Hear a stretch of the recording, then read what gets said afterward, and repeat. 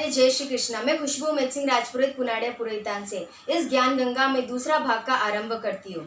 श्री कृष्ण भगवान अर्जुन से कहते हैं कि हे पार्थ, मैं ये भली भांति जानता हूँ कि तुम अपने प्राणों की आहुति देने में बिल्कुल संकोच नहीं करते। ये तो तुम्हारे सगा संबंध और जो गुरुजन के प्रति जो आदर है वही तुम्हारे हृदय में दुर्बलता ला रही है, किंतु यही तुम्हारा विचार अज्ञान का खुला प्रतीक है।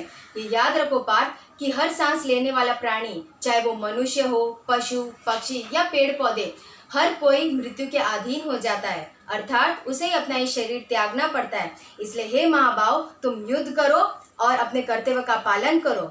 जातस्य ही ध्रुवो मृत्युम ध्रुवम जन्म मृत्यस्य च तस्माद् अपरिहार्ये अर्थे न त्वं शोचितुम अर्हसि। श्री कृष्ण भगवान अर्जुन से पूछते हैं कि हे पार्थ, कौन है तुम्हारे भीष्म पितामह, जिसे तुम अपना भीष्म पितामह समझ रहे हो? वे तो केवल, तुम्हें जिसे देख रहा हो वो तो केवल एक शरीर है। ध्यान से देखो पार्थ, उस शरीर के अंदर जो आत्मा है, जिसे जो प्रकाश है, जिसे आत्मा कहते हैं, वह असली भीष्म पितामह है। तब श्री कृष्ण भगवान अर्जुन को ज्ञान चक्षु प्रदान करते हैं, जिसके द्वारा अर्जुन उस प्रकाश अर्थात आत्मा को देखते हैं। श्री कृष्ण भगवान अर्जुन से कहते हैं कि हे महाबाहो, इस जीव जगत में केवल दो ही वस्तु है, एक शरीर और आत्मा, और इन दोनों का एक दूसरे से कोई संबंध नहीं। मैं और तुम भी यह आत्मा ही है।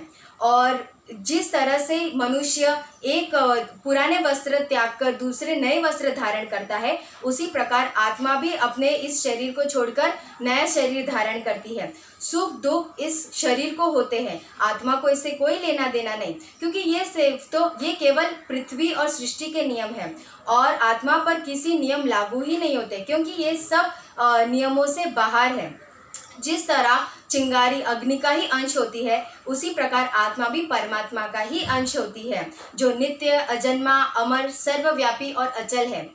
और शरीर के सुख दुख के अतिरिक्त जो हमारे मान बढ़ने पर जो हमें आनंद मिलता है और मान हानि होने पर जो हमें पीड़ा होती है, वो भी मन को नहीं होता, वो तो केवल मन की शरारत होती है।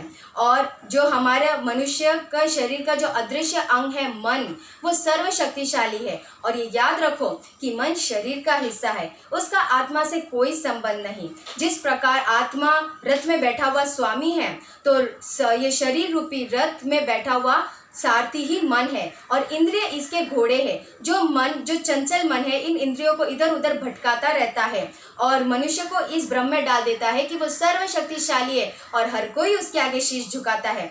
जिस प्रकार दीपक को दीपक के तले छिपा अंधेरा दिखाई नहीं देता, उसी प्रकार मनुष्य को भी उसके यौवन के पीछे, जवानी के पीछे छिपा बुढ़ापा और कमजोर दिखाई नहीं देती। जब वो कमजोर होता है, उसे दुख आता है, तो वो रोने लगता है और ये रोने का नाटक भी मन करता है, क्योंकि मैं का घमंड का मदिरा पिलाकर मदहोश करने वाला ये पाखंडी मन ही है।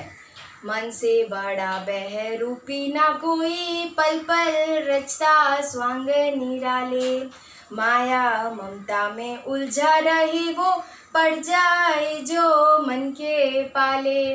मन के बहकावे में ना, मन के बहकावे में ना, मन राह भुलाए भ्रम में डाले।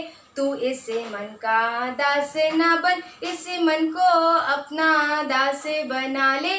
तू इस मन का दास न बन, इस मन को अपना दास बना ले। मेरी आप सबसे यही विनती है कि आप सर्वदा परम कृपालु परमेश्वर का ध्यान करते रहिएगा, उनको स्मरण करते रहिएगा। राधे राधे, जय श्री कृष्णा।